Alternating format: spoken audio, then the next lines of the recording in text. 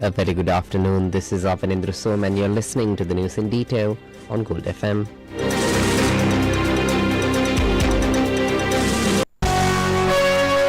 The news headlines on Gold FM. More heavy rains expected from today. 2,200 areas in New Delhi at risk of landslides.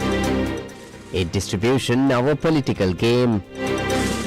Luhunu Mahakataragama Devale gets a new chief custodian. School development under Hirosahane Yatra begins. Powerful earthquake strikes Japan overnight.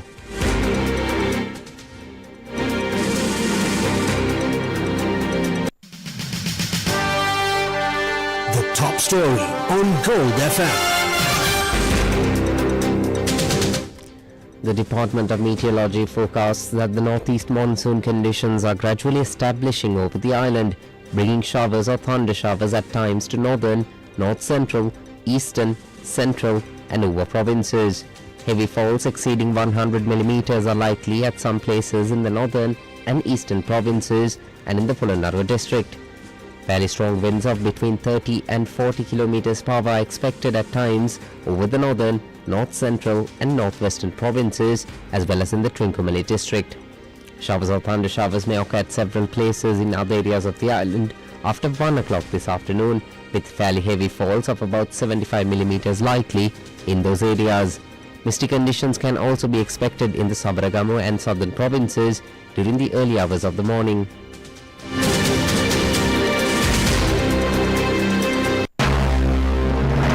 This is the local news on Gold FM. Now, in the meantime, the Disaster Management Centre confirmed that the death toll from the cyclone Titwa has risen to 638 as of today. At least 191 people remain missing as search and relief operations continue across multiple districts affected by the severe weather. Now, against such a backdrop, the DMC has issued an urgent mandatory evacuation order for residents living in landslide-prone areas across 4 districts: Kandy, Kegalle, Kurunegala and Matale. The order follows a Level 3 or Red Alert landslide warning issued by the National Building Research Institute. All residents in the affected zones must relocate to designated safe centres. These evacuations are being coordinated with local police and authorities are set to take place between today and the 19th. In the Kandy district, this includes Hataraliyadda, Yatinuara, Ududumbara and 2 dozen other surrounding areas.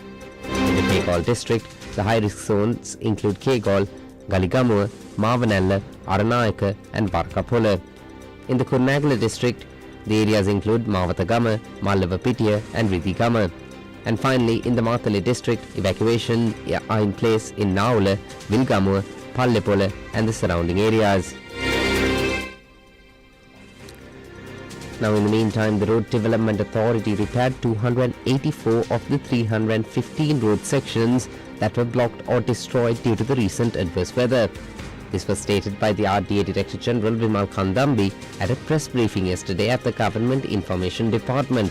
Khandambi added that 12 of the 40 destroyed bridges were temporarily restored.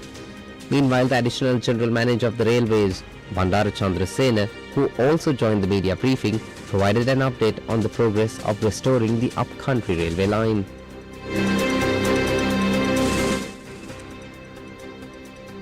The World Food Programme, in the meantime, partnering with the Government of Australia, delivered a 20 metric ton consignment of high-energy fortified biscuits to Colombo.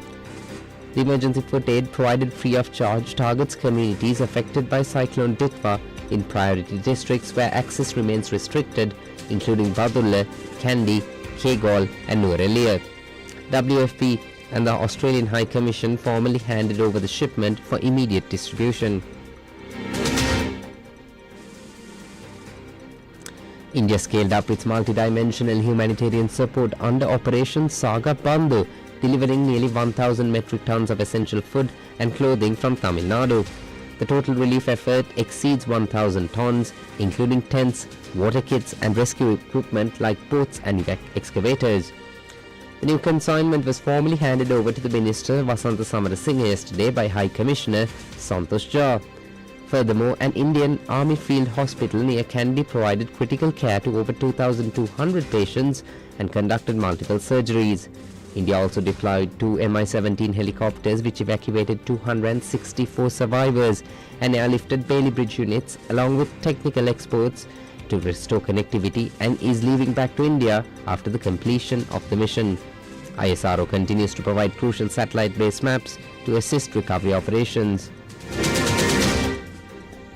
In the meantime, the Rata Venuwen Hiru Sahana Yatra, the social responsibility initiative of the Hiru Media Network, has entered its 11th consecutive day, providing aid to communities affected by the recent floods. Today, the operation launched a school restoration program to support the education of children whose schools were damaged. The initiative includes disinfecting classrooms, cleaning and replacing lost textbooks and supplies, starting with the Giriulla Mahinda Primary School, in the Maningamur Primary School and the Diyapalagama Primary School. In addition to school restoration, the operation, led by Chairman Reno Silva, continued its distribution of essential food supplies to residents in the Anuradhapura and Polonnaru areas, with full financial backing from Hiru and participation of supporting groups. Now, in the meantime, the Sri Lanka Tourism Development Authority is vigorously defending its proposal to introduce visa-free entry for multiple nations, despite concerns that the move will only attract lower spending visitors. While the central bank recently revised its tourism spending estimates downwards, SLTD officials argue that the perceived drop in tourists' expenditure is a misunderstanding rooted in currency depreciation and not a failure to attract quality tourists.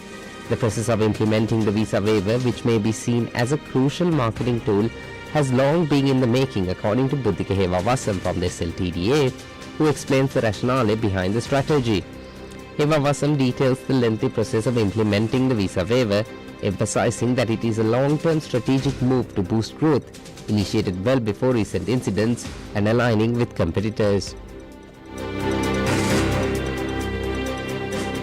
Country visa program is something that government and tourism working together for some times right now. So it needs to go through certain process, the legal process within the government system, which includes the immigration law change, as well as state financial regulation change, which require 2 levels of approvals. One is at the cabinet level, and then you have to draft a particular bill by the legal draftsman and then take a separate approval back from the parliament, the simple majority of the parliament. So we are in that process and we are in the final stage.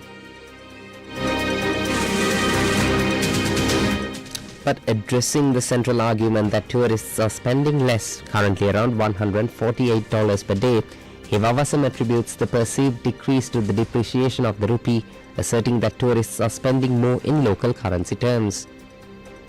If you think about the exchange rate of then and now, you can understand there is a massive exchange rate difference. There is a depreciation of rupee from that last 15 years. So if you have been calculating it in the rupee terms, you know, still the particular tourist is being spending more money. What happened is when the destination's currency is getting depreciated, tourist doesn't want to spend more dollars to get the same experience. So that's a factor which we are not being considering when we are talking about this cheap tourist story and all this kind of. And then you are getting into the global context. We know each of those tourist destinations, their expenditure levels of the tourists are being reduced after the COVID. If you think about our nearby destination Maldives, before COVID, tourists is being spending about 500 or above. Now it is reduced to 300. And if you think about Thailand, Malaysia, wherever you go to the expenditure data, then you find out these destinations, particular per day expenditure is being reduced even lower to 100. So it is a global phenomenon we are in. If somebody is been saying that we are getting cheap tourists, we are not getting the right tourists, then where are those right tourists? None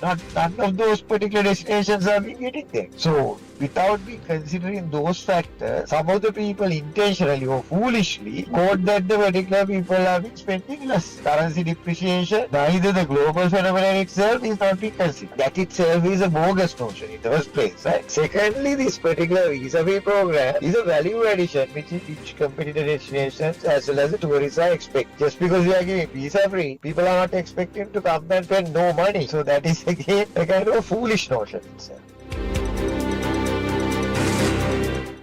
Now, while the SLTDA correctly notes the exchange rate change, looking at total earnings across the sector reveals that the nominal LKR growth has failed to keep pace with domestic inflation, confirming a sharp decline in the real value of tourism.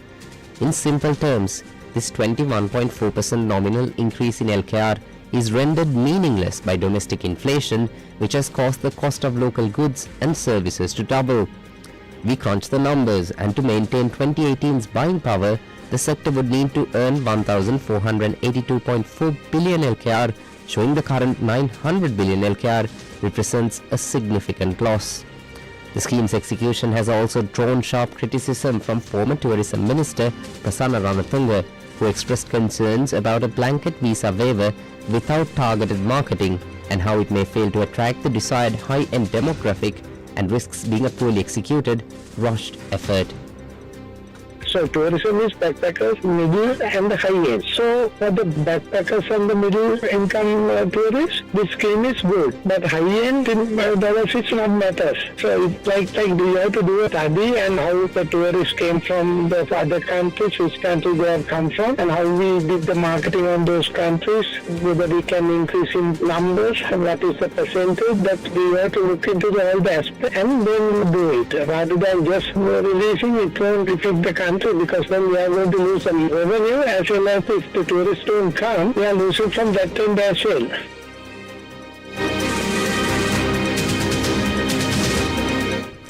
In more local news, Thilina Madhushanka was unanimously elected as the 13th Chief Custodian of the historic Ruhunu Mahakatragama Devalaya. The election took place at the Monragala District Secretariat, presided over by the Commissioner of Buddhist Affairs, KMG Senaratna.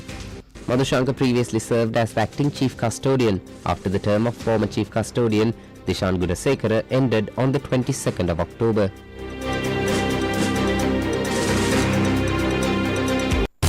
Now for some news in brief.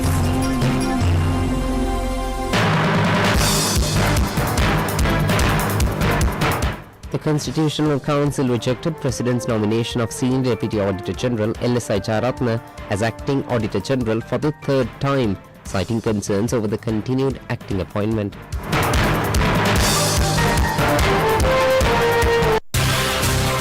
The business news on Gold FM.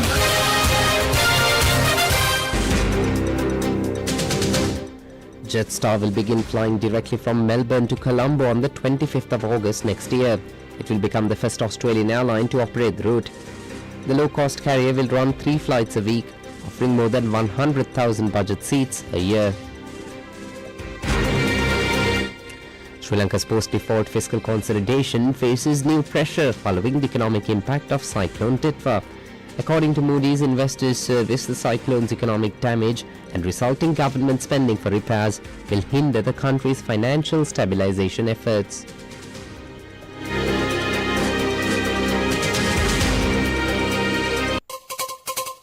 International news on Gold FM. Renewed fighting along the Thai-Cambodian disputed border continued for more than 36 hours, causing a rising death toll and displacing thousands of people. Cambodia reported 7 civilian deaths, including 2 killed in overnight shelling by Thai forces. Thailand confirmed at least 3 soldiers killed.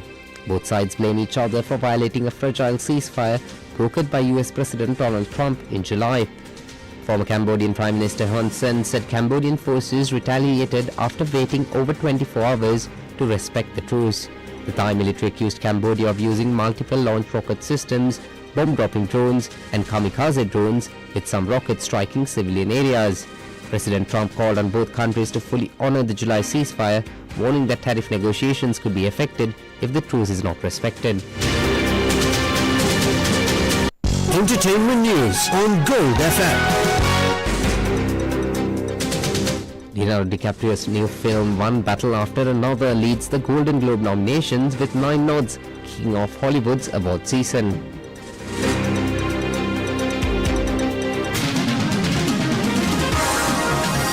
Sports news on Gold FM. Both sides in the Ashes see key fast bowlers ruled out for the remainder of the series due to injuries. Australian bowler Josh Hazlewood will miss the rest of the matches focusing on T20 World Cup preparations. Meanwhile, England's Mark Wood is ruled out and returns home to recover from a recurrence of a left knee injury.